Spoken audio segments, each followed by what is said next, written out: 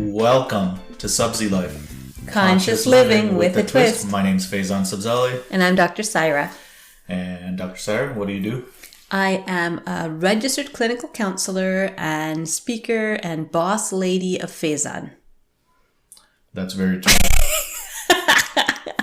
I wish there were some things I could argue about, but yeah, no, that's pretty accurate. I am the boss a little bit in our house. Just in the house? Well, yeah, where else do we go during COVID? That's true. In the car? Well, no, you're the boss. Yeah. Yeah, do I get to control the radio? Good point. No. Poor guy. Yeah. All right. So what are we talking about today, Sarah? You introduce yourself. I'm Faizan. I am a coach. I just follow Saira around. Come on.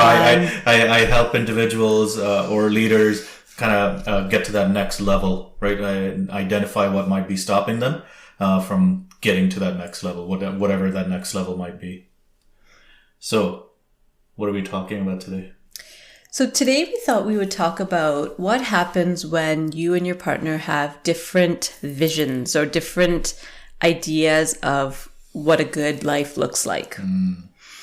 One of the hard things, I think, is when we start off thinking we're on the same page and then suddenly one day we wake up and we're not. And so I thought we'd talk first about what happens when you're not on the same page to start with, how to get on the same page, and then what to do when, somebody has a midlife crisis or somebody... Are you looking at me? No. Okay. Well, you're the only one in this room, so maybe I am looking at you, but...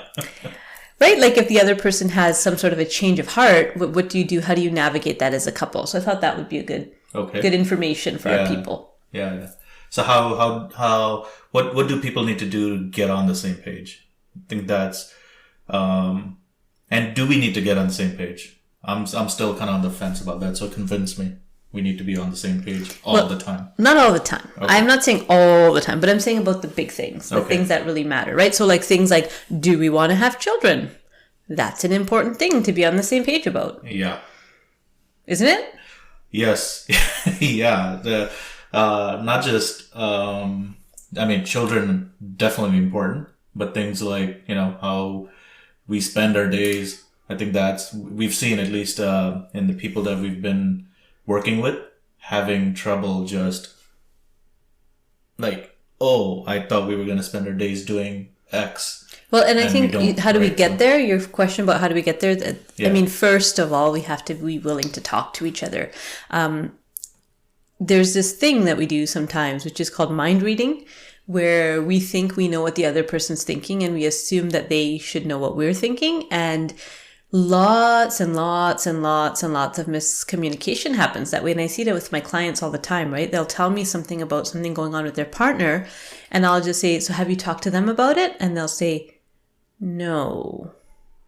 So it's this big thing that's keeping them up at night, but they haven't actually had a conversation with the person who it's most impacting or the person that's most impacting them. And I think there's a variety of reasons why people don't have a conversation. What are some of those, Faizan, from your perspective? Again, looking at me, I have conversations with you all the time, I think. No, some of it is monologues or conversations? I have conversations. I listen. Now? A lot. Really? Now that's what we're gonna talk about. Really? I'm just saying. Of all the people you are gonna tell me, we've evolved. Sure. I'm speaking for myself here. Yeah, I see how you just threw "we" in there. No, but I think fear. I'm teasing. I know. Fear. I think fear is one of the biggest. Fear of what? Fear of not being heard, one, not being accepted, right? Putting your heart out there and not being understood. Yeah, absolutely, right? Like, so if I'm going to say, okay, this is something I value, and you don't respond back with any positivity or even interest. Like an interest or like... If I make you feel stupid. It could be, right? And again, it may not be an aspect of what's happening in the relationship. Mm-hmm. It's going back to how we felt as children.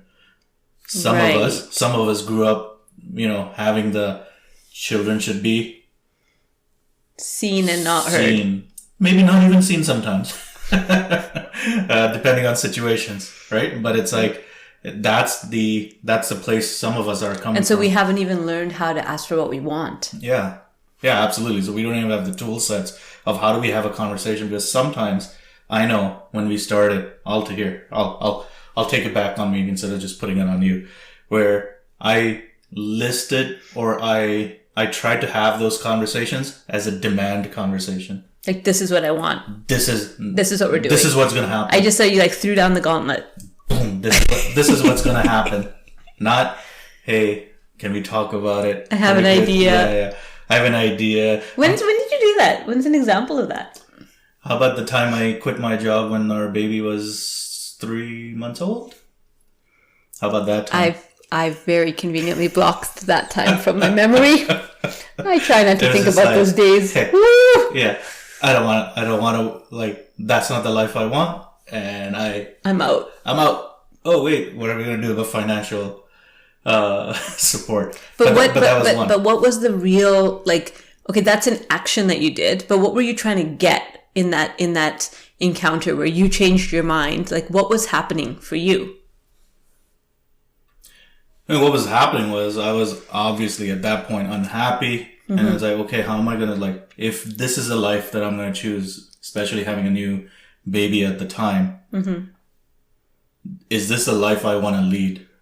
The type of work I want to do? Because I am going to be an unhappy piece of what by the time I'm 45, 50 years old. If you continue in this way. If I continue. But you didn't never had that conversation. I never had. Yeah, you just had it in your mind. I had it in my mind. I had, even when I said to you, it was like, listen, I can't do this anymore. That's all I said. Right. Right? I remember. And then the next day, you're like, okay, fine. You just didn't know that I was going to walk in and actually quit my job the next day. So we have come just a bit. It's a long way. Yeah. But I think what you're talking about with this example, right, is that, like, you had a conversation, but it was with yourself, and you didn't articulate how you were doing with enough time, with enough runway time, right, Sure. for us to make a plan together. Even if I wanted to have a conversation with you, I didn't have the tools at that time. I thought I did. So what do you mean by tools? So how do I bring this up? How do we have a conversation? So one of the things that we've talked about in the past is being able to stand in the fire. Right. So We couldn't do that at that time. No. Did I neither trust of us. you? Did I trust you enough to stand in the fire with me and go through with Have the difficult conversation. Yeah, have the difficult conversation. We just did that this morning. Right, and the result might have been the same. The result might have been still me leaving my job at that point. Right. Without any backup plans. But at least we would have been on the same page. Right. At least we would have had the conversation. You would have seen. I didn't think I don't know about you, but I didn't trust you enough at that point to say, am I gonna be heard, or am I just she's gonna convince me, like, no, we just had a baby. Right. You need to suck it up, and, like, what the hell is wrong with you? Right. Which I probably would have said. But yeah, Let's be honest. But that's a conversation in my head, right? Because it's a conversation I would have had with my parents. Right. would have said the same Okay, so way. it all goes back to attachment. Yeah, absolutely. Original lessons we learned in our families. Yeah, and my parents might not have said that either. Again, these are assumptions that I'm making based on just how. And so if we kind of bring that to this question about how to have these conversations, how to get on the same page. What if we're not on the same page? Like, say the example that you're giving, we were not on the same page about that. So how do you have those conversations knowing that your partner may not agree and may not support you? Then what? Well, Miss Therapist.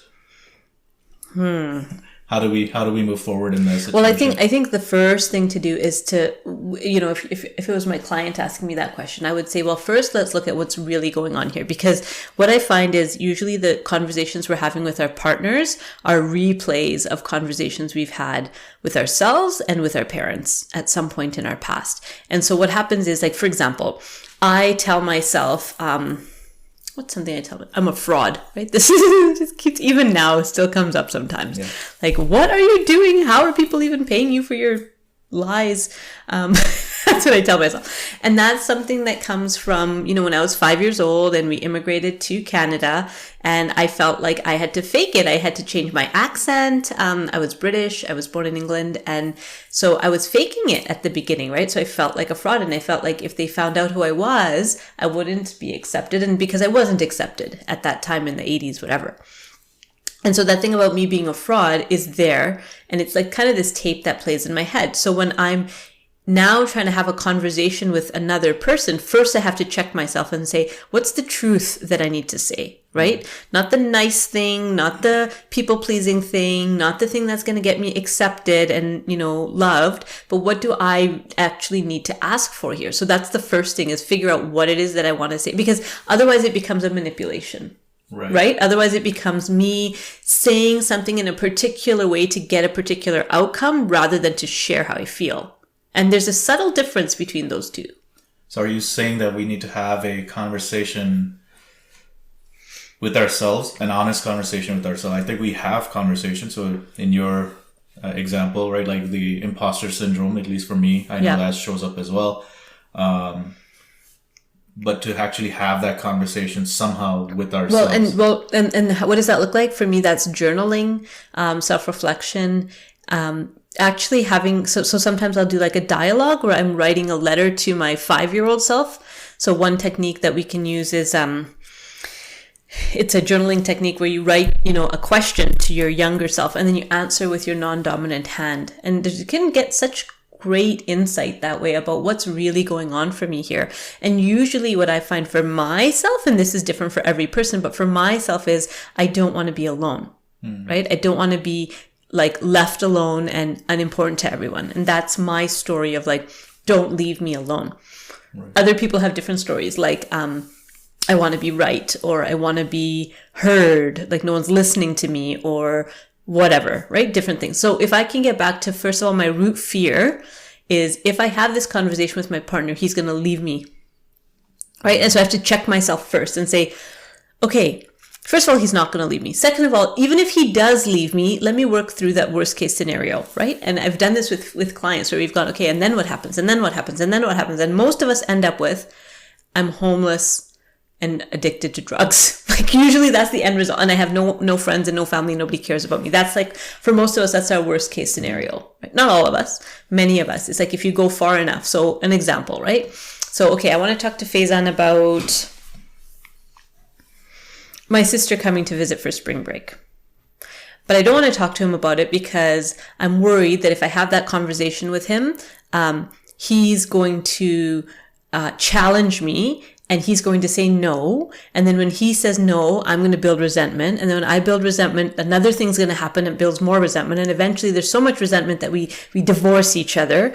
And then because we're divorced now, I'm destitute. I don't have enough money to live. My children are taken away from me because I can't afford to keep them.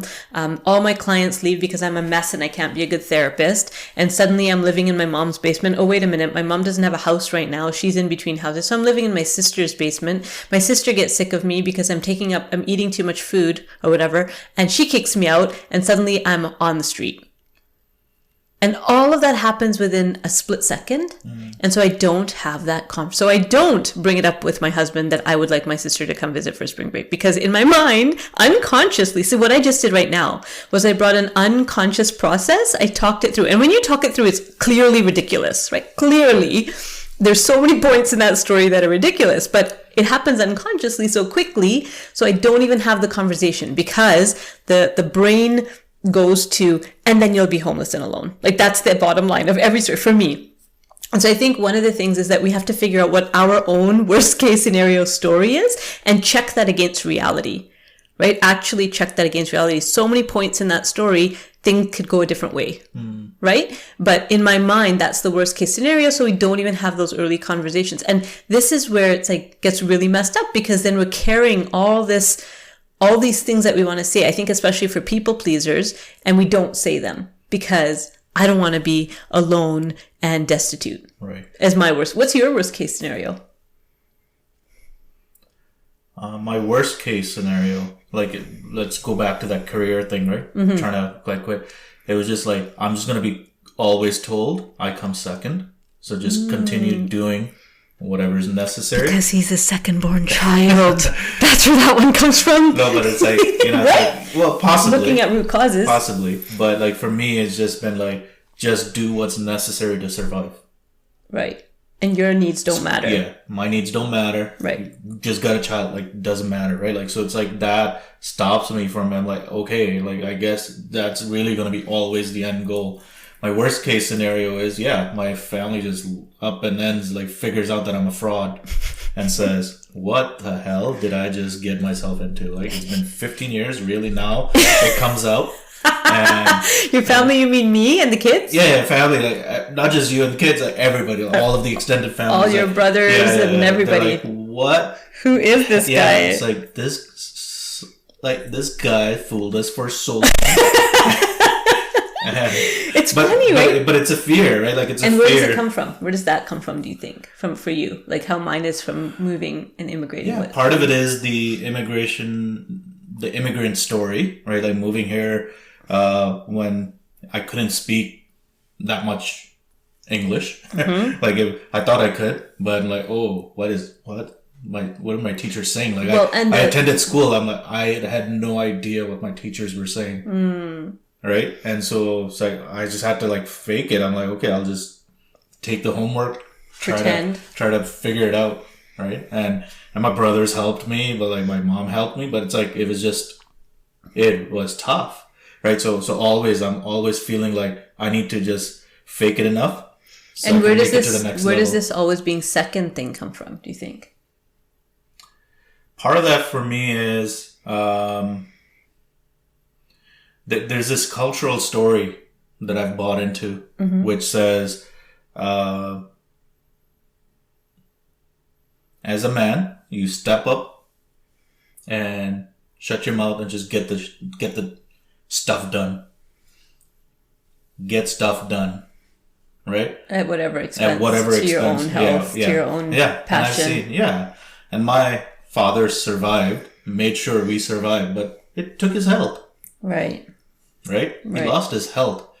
I'm just making sure we survived. Right? Same thing with my mom. And so it's like, it's always this cultural story. It's like, listen, this isn't about you. You just got to make sure everyone's okay in your circle, right? So that. So how do you challenge that then in an intimate part? Like with me Well, now, so in your that- own family, how do yeah. you challenge that? Well, so that's my question too, is how do you now get on the same page? Right. With two possibly similar, But as well also as some different. conflicting stories. Right. Going together. Yeah. You're having these internal conversations in your head. Yeah. I'm having a conversation in my head. Mm-hmm. And we're trying to raise children. We're trying to. Oh God, We're there's trying to all make that. We're trying to make decisions of where we're going to live. We're trying to show up at work. What rug to buy?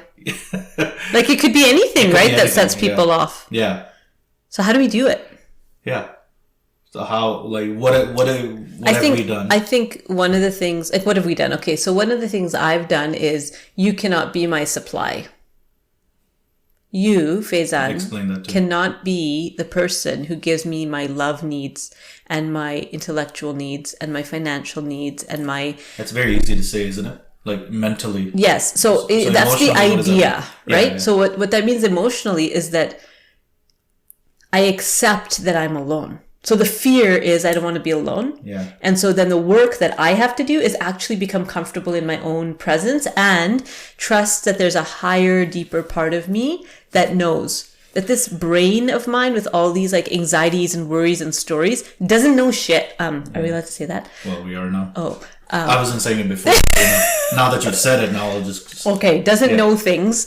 And but there's another part of me that does know. And when I tap into that part of me, there's no competition with you then. No, well, it's not just... It's not like okay, I so have to have my way now. I think, there's this thing, people may not like it, and that's fine, is that this is a spiritual concept, right? We've had to now develop spiritually rather than physically, emotionally, mentally, Intellectually. right? Because Relationally. yeah, we're not fighting to survive like our parents were. Right. We have the luxury of having this time, and what we've had to use this time for is either avoid growing up, right? Lots of people do that. Yeah, or say, okay, I'm gonna look at my deepest fears And this is from a spiritual perspective. It came to, right, like, same thing for me, right? What I'm having to fight is this urge of me being this provider, right? Right. Like, my ego is so big that I can provide for so many. I can't even provide for myself, right? Like, there are times I'm like, I can't even shave properly, right? But my ego is so big, like, I can provide for somebody. I can provide. And that's where your value comes from. Well, that's my value comes from. But it's like now, like, the spiritual work that I've had to do is I'm having to do continuously, not there yet, not even close, is giving into this power that's not greater than yourself. That's way beyond myself. Right. Right? Yeah. And saying, yeah, you know what? Like, because one of the biggest fears is when I die, what the hell happens to you and the kids?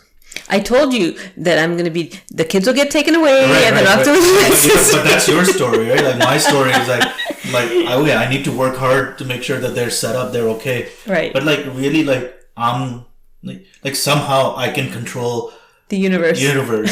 Earth is rotating on its own. Like, somehow I can control it, right? Like, I'm having to think about these things. Like, yeah, of course, I'm going to take responsibility for showing up as much as I can. And doing your part, not doing all of it. Right? Doing my part and saying, you know what? This is what I'm capable of today.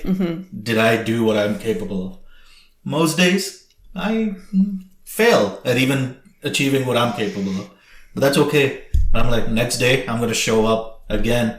But that's the concept that I'm having to give in to say, there's a power way beyond me that will manage everything. That's how we get on the same page, is we had to do our work, right? We do our individual work, and then we, as a couple. Then how do we have that conversation? Well, then it's not a fight anymore, right? Then this is my preference. But how do we share? Like, what do we do? You and I? Yeah, where we share because you have your processes externally sometimes, so I can see your thought process. You don't see mine. No. Because I'm sitting in a corner somewhere. You think I'm just listening to crap sometimes, but I'm not even listening. I'm actually processing stuff. But you don't get to see the internal. So how do we actually get on the same? Like, what do you and I do regularly that gets us on a page? And maybe we don't do it as regularly as we should. Have sex. Sex, sure. But it's true. Yeah. It's a different kind of connection, right? That where you don't have to be about your like talking and your like stories. It's just a joining and a connection. I can't believe I just said that on the podcast. Your mom would love it. Oh my God. But it's true, right? That physical intimacy does like it. But how do we get there? Us. Because a lot of people struggle with that physical intimacy piece.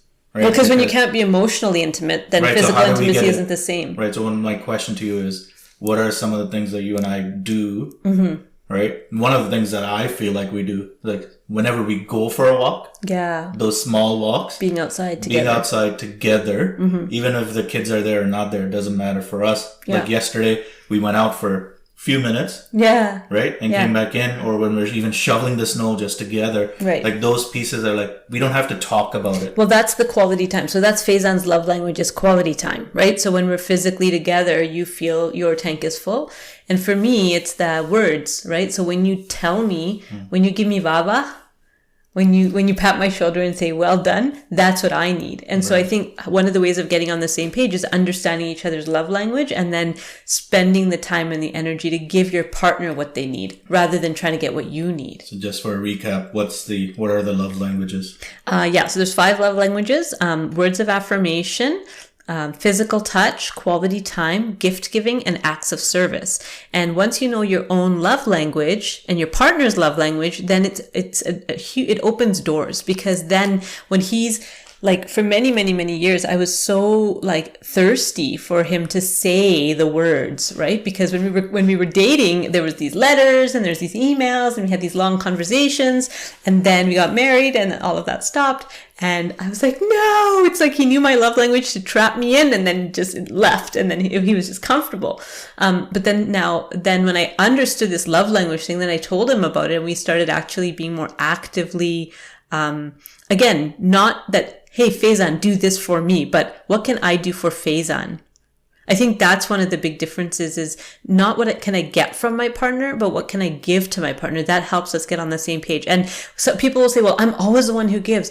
Well, I mean, maybe for a period of time, right? But when we're able to do that, unless you're married to a narcissist, then you're in trouble. then that's a different conversation. But if you're married to, or you're in partnership with a really like a person who's compassionate and empathetic, you know, maybe their tank needs to get filled first and then they can give back to you. But I think that's the major shift is not what can I get out of him? Or what can I get him to do? Rather, how can I support him? It's a mind shift. And that's how we get on the same page. It's that we're going away from competition and into collaboration. Yeah. No, we're getting we're getting towards the end here. We could probably talk about this for another hour, right? We probably need to. Yeah. And this is one of the relationship challenges, right? I mean, we can listen to a podcast, we can do it. At the end of the day, it's going to come down to doing our own work. Yep. Like Saira needs to do her own work. I need to do my own. And then come together and say, okay, here's where I'm at. And here's what I've learned about myself. Those are useful conversations, right? And you do that when you've done your internal processing and you've figured out where you're at. Yeah. Then you come and you share that. Right. Yeah. That's important. Yeah. Yeah. So it's being able to share our own judgments, our own assumptions, and talking about that. Okay, this is where I'm coming from, and this is why. And you know what? And if you don't know what your judgments are about, what your assumptions are about, get help. Yep. Ask people, right? I mean, I'm not trying to sell our own service, but I am, I guess. But it doesn't even have to be professional support, right? Just talking to. So if you're going to talk to other people about things that concern your relationship, our recommendation would be talk to people who already support your relationship. Right? So if you have a friend who really doesn't like your partner, that's not the person to tell about your relationship problems. Talk to the people who actually are invested in you as a couple, you know, as a place to kind of a sounding board. Yeah. But then you have to be able to take that conversation back to your partner. And they're listening and they're not giving advice. Right. They're just supporting you and holding space for you. Yeah. So yeah, I think we'll leave it here. But as with anything, this is just the start of the conversation, right? So please connect with us, ask questions. We'll try to address them as they come up. Every relationship has context that obviously we don't know about. You know, we can only speak to it from our own experiences. So, but yeah, so please reach out, have conversations. There are support groups that we've kind of got going. There's Chai and Chat. Now there's I'm working with another individual starting a men's support circle. Freedom Warriors. There is life support that's kind of for LGBTQ2 plus communities. There is an addictions families who are dealing with family members who have addictions. So there's a support group for that. Again, connect with us, get support where you feel you need to be. So until next time. Smile more. Worry less.